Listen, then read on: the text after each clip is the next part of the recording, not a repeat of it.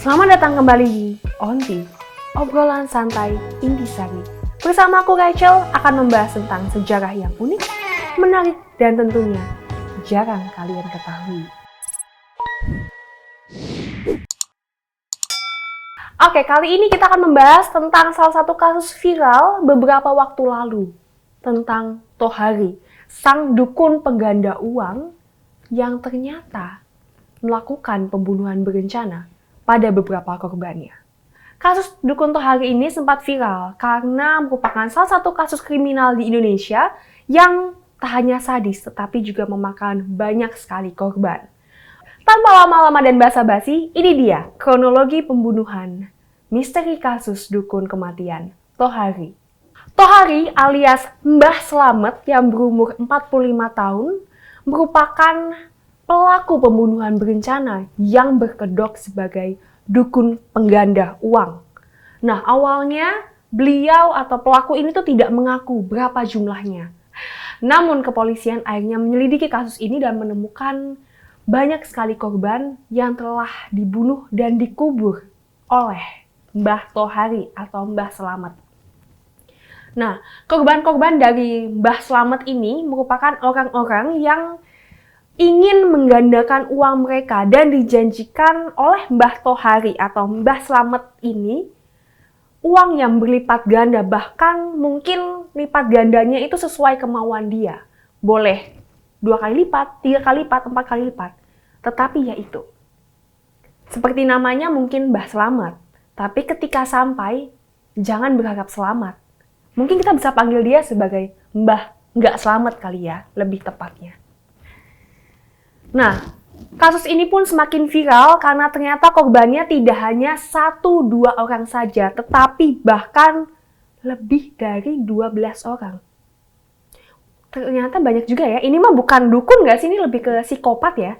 Karena kalau mungkin dukun yang benar-benar dukun, aku nggak tahu sih ya, mungkin sobat-sobat semua punya kenalan dukun atau mungkin tahu saudaranya pernah ke dukun juga, bisa komen di bawah.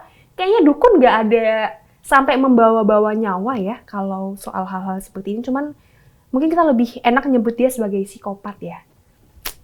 Oke, saat melancarkan aksinya ini, Mbah Tohari itu mengajak para korbannya untuk datang ke rumahnya. Dan diajak ke salah satu gubuk kecil di belakang rumah atau mungkin dekat perkebunan dari Mbah Tohari ini. Di sanalah Mbah Tohari itu melancarkan aksinya dengan memberikan minuman yang dicampur potasium kepada korbannya. Nah, korban ini pun menjadi tidak sadarkan diri dan akhirnya saat itulah Mbah Tohari melancarkan aksinya dengan menguburkan hidup-hidup. Aku nggak tahu sih, secara medis setelah minum racun potasium itu apakah korban langsung mati atau tidak sadarkan diri dahulu. Yang pasti setelah minum potasium itu Mbah Tohari itu langsung menguburkan para korbannya ini secara langsung, secara hidup-hidup mungkin ya. Nah, pada kejadian ini ternyata korbannya sendiri tidak hanya dikuburkan dalam satu liang lahat saja, tetapi sadisnya satu liang lahat itu bisa diisi 1 sampai lebih dari 2 korban. Nah, kasus ini pun menjadi viral dan memancing intensi publik karena salah satu keluarga dari korban melaporkan ke kepolisian. Nah, korban ini sebelum datang ke rumah Mbah Tohari atau Mbah Slamet sendiri berpesan melalui chat WA kepada salah satu anggota keluarganya. Di sana ia berpesan, mungkin hidup ayah tidak akan panjang. Ayah berpesan, bila nanti ayah tidak kembali pulang, tolong laporkan kasus ini ke kepolisian. Nah, setelah beberapa hari sang ayah tidak kembali ke rumah, keluarga pun melaporkan ini ke kepolisian. Dari sanalah, polisi mulai menyelidiki kasus ini dan mendatangi kediaman Mbah Tohari atau Mbah Slamet. Awalnya Mbah Tohari itu bilang kalau, wah, saya nggak tahu. Tetapi, semakin diselidiki, disitulah Mbah Tohari mulai ngaku kalau, iya, saya habis ngebunuh orang, dan lain-lain. Ya itulah. Dari situlah mulai terungkap bahwasannya banyak sekali orang yang sudah menjadi korban Mbah Tohari sejak tahun 2020. Dan ini aku nggak tahu sih ya, mungkin dari 12 korban itu mungkin hanya sebagian saja ya.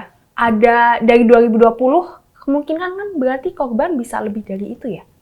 Karena ternyata korban ini ditemukan dalam kondisi yang mungkin belum lama dari kematiannya. Begitu. Nah, berarti mungkin komen ya. Mungkin sobat-sobat Onti bisa komen, apakah mungkin masih ada korban yang belum ditemukan? Masih ada kasus-kasus yang belum terungkap, dan mungkin ada yang tahu kelanjutan kasus ini dan bagaimana kondisi Mbah Tohari saat ini. Nah, buat Sobat Onti semua, jangan lupa untuk terus ikuti cerita-cerita menarik dari program Onti ini. Jangan lupa juga untuk like, comment, and subscribe channel Intisari Online kita. Dan Onti akan terus memberikan cerita-cerita yang lebih menarik, lebih asik, dan tentunya jangan kalian ketahui. Oke, sampai jumpa di program Onti selanjutnya. See you Sobat Onti!